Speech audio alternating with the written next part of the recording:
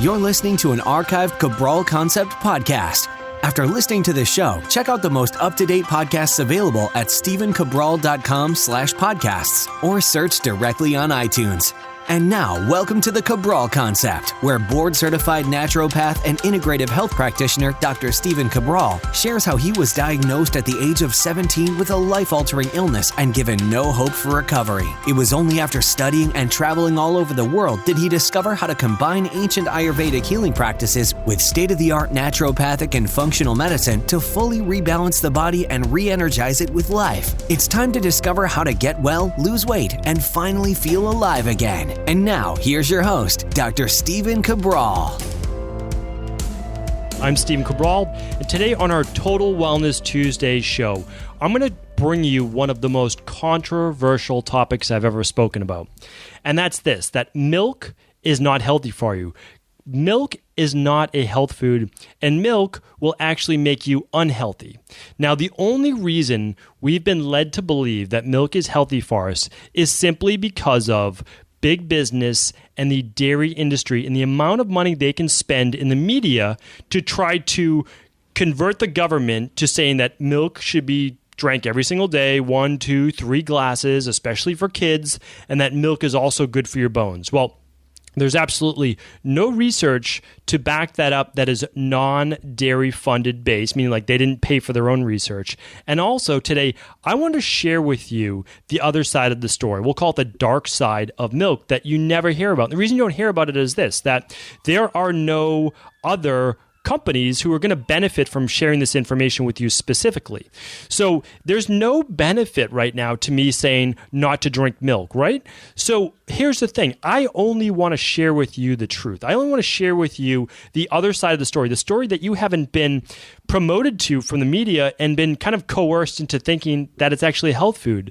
So please do listen to all the information today. I'm going to bring it to you very straightforward, and I'm also going to back it up with studies, and then you can decide what's best for you and your family. But Phil, seriously, listen to everything first, and then do what you feel is best for you. That's always the best way to go about things, is that in the end, it's your life, it's your family's, their health as well. It's your decision. You should always do what you feel is best for you. So let's get right into it. What are some of the things added to cow's milk, or why is cow's milk really that unhealthy? Before we get into the scientific research studies that actually prove it, well, keep in mind this, that cows are given hormones. They're given estrogen-based hormones. They're given steroids. They're given hypothalamic-based hormones, thyroid-based hormones. They're given any type of hormone they can be given, including what's called recombinant bovine growth hormone, that allows them to increase size, right? Because the larger the cow, the more meat, of course, but also the more milk they're going to produce. All right. So when this is injected into these cows, they can grow up to 1,800 pounds, which is absolutely enormous. When I did a lot of my studies overseas, and I was especially in India, you saw cows, and they don't look like the dairy cows that you see over here. You can actually see the ribs. You can see the muscle of the cows over there. And that's because they weren't being pumped full of all these hormones, and also, very, very important, that they weren't being fed corn, GMO soy, and wheat, and a lot of other products that cows weren't necessarily or ever meant to eat. And since they weren't meant to eat these foods, they were meant to eat more grass and different green-based products. What happens is the cows then become very sickly and can become very sickly. So what do cow farmers do? Since they obviously don't want to lose their livelihood, right? These cows make the money. They sell the milk, and they also sell the meat. So what they do is they put antibiotics right in the cow's feed. And it's amazing because these cows are given 85 different drugs that we know of. And right now, the regulating committee only asked to test for 4. That means there are 81 different drugs and antibiotics and sulfur-based drugs that are currently in the milk that you drink. And the studies show right now that 38% of all milk in the U.S. is contaminated. And it has these drugs in the milk, which means every time your child drinks the milk, every time you drink the milk, you're taking in pharmaceutical drugs. But not only that, they're showing that the USDA, so our own government, allows up to 1.5 million white blood cells per milliliter of milk sold. That means you're getting blood cells, immune cells, white blood cells in your milk. They're not your white blood cells. Why would they be turning on your immune system? Your immune system didn't ask for it, but you're getting it through the cow's milk. Plus, you're also getting, which is something really, really disgusting, pus that comes in all known cow's milk. Right now, we're talking about pasteurized cow's milk from these big concentrating farming organizations. And what happens is the udders of these animals, of the cows, get infected. It's known as mastitis. And with mastitis, you get pus, you get infection, and that goes directly into your milk. And it shows right now the national average is at least 322 million cell counts of pus per glass.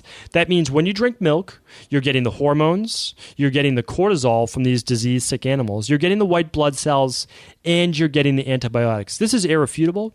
This is actually in the research.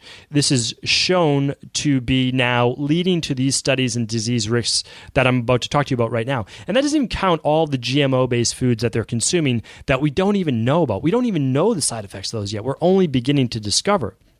So right now, I'm just going to read you a few studies. So in observational studies right now, across many countries, okay, the more dairy you take in, the greater risk of prostate cancer. Also, the more dairy you take in, the higher dairy, the more ovarian cancer has been cited. The more milk protein you're taking in, whether it's through milk protein shakes like casein, the more risk for type 1 diabetes from something called molecular mimicry, which means that as these protein globulins are coming in from your milk, your immune system potentially mistakes them, or your own cells, I should say, as that protein molecule from a cow and attacks them as well, causing autoimmune-based issues. And since type 1 diabetes is an autoimmune-based issue, it has been shown to cause type 1 diabetes. It's also been shown to cause higher rates of multiple sclerosis. It's been shown to increase IGF-1, which means insulin-like growth factor, which has been implicated in many different forms of cancer, in almost all forms of tumor-based cancer. That means milk causes tumors to grow. Okay, in human experiments as well as animal experiments, dairy protein has been shown to promote increased levels of cholesterol, unhealthy cholesterol, and atherosclerosis, which means hardening of plaque in the arteries. Milk protein, mainly casein, that's 80% of all protein in milk, promotes cancer by a carcinogenic effect, meaning like it itself can promote cancer because of all the diseases carried along with that milk, but also because of what we talked about. When you increase growth hormone, you can also increase tumor-based growth. A sugar called D-galactose has been found to be pro-inflammatory and actually increase aging in the body. And it's also been shown, believe it or not, with 3 glasses of milk per day to twice the mortality, it says, twice the mortality over a 20-year study of women consuming just 1 glass per day. And this was done in Sweden. So again, these are all fairly recent studies. Another one, higher milk intake linked to acne. Higher milk linked to ear infections for children. This is so important. And constipation. I work with so many children. Right away, what we do is ear, nose, and throat.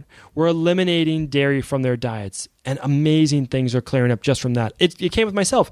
I had to wait until 25 years old, 26 years old to find out all this information. For you, hopefully you're finding out faster, and also with children. I have so many of my own friends who can't believe that milk could be causing this, but they can't take milk and dairy out of their kids' diet because they just don't think the child could live without it. But I'm showing you that milk is correlating with the majority of issues going on in your body and your children's body. Milk is also one of the top-rated, if not the number 1 food allergen in the world. And I do this, I can tell you this, hundreds of food sensitivity tests I do every single year. Milk is always number 1 on that list. Cow's milk is always number 1. Not goat, not sheep, but cow's milk is number 1. I'll get to that in 1 second of why that is. And much of the world cannot adequately digest milk in general because they lack the enzyme lactase to break down the sugar lactose. But keep in mind, even if you drink lactate milk or you take an enzyme that contains lactase, it does not negate all of the harmful effects of milk. It doesn't do it at all. All it does is help you digest the sugar. The actual issues in milk mainly come from the protein, and there's no way around the protein.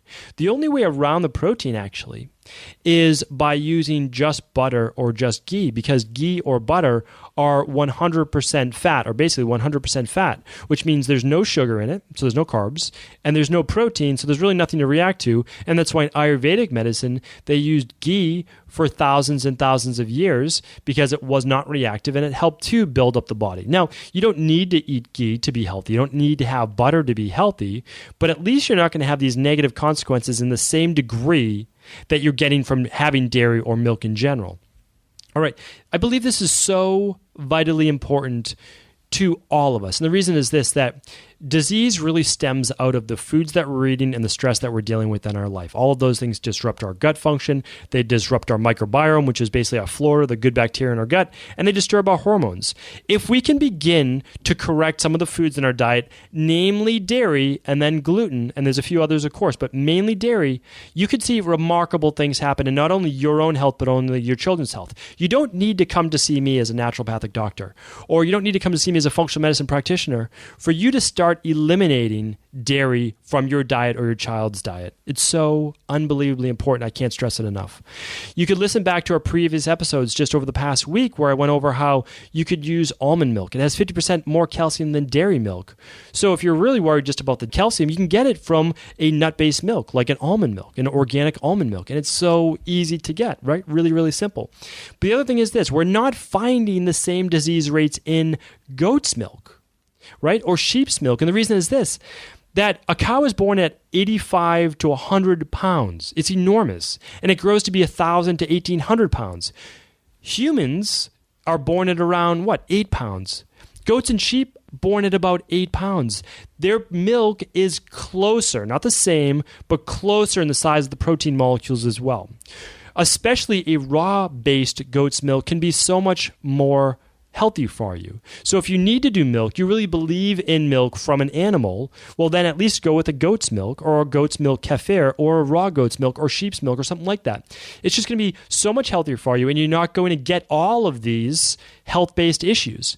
Please, if you'd like, listen to this show one more time. The reason is, you couldn't possibly probably catch everything the first time around. Share this show with others.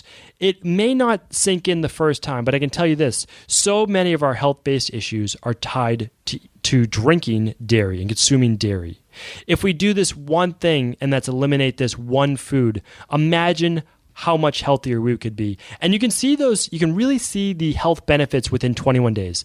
Eliminate dairy. Do this for yourself. Eliminate dairy and milk for 21 days and tell me your results. Just go to stephencabral.com/Ask Cabral, and you can always ask me your questions there, but also send me your successes. I love hearing those as well. So again, please do feel free to share this show with others. Understand that I have nothing against the dairy industry, but I have everything for people.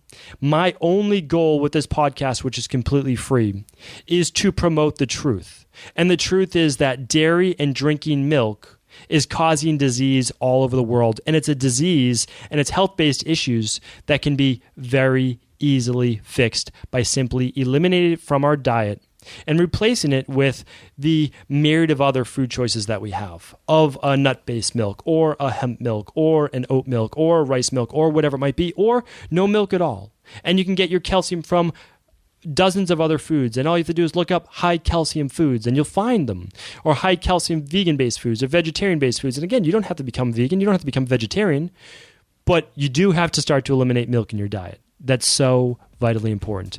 Thank you everyone for taking the time to listen to the Cabral Concept, and again, please do feel free to share this show with anyone you believe it could help. Before you go, I wanted to share a personal story with you. The real reason I began to get well, finally, is because I figured out what was wrong with me. And that might seem pretty obvious, but I went from doctor to doctor for over 2 years before discovering at-home functional medicine lab testing.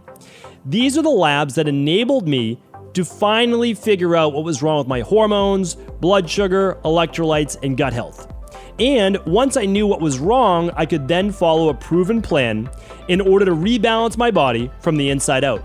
This is why I believe so strongly in functional medicine lab testing, and why I've made it my mission to share these labs with the world.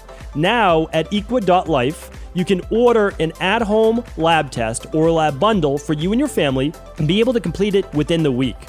Plus, The equal life difference is that you're not left to try to read and figure out these labs on your own. We explain what your lab numbers mean, what they mean in the much bigger picture, and then how to go about rebalancing your body in order to heal.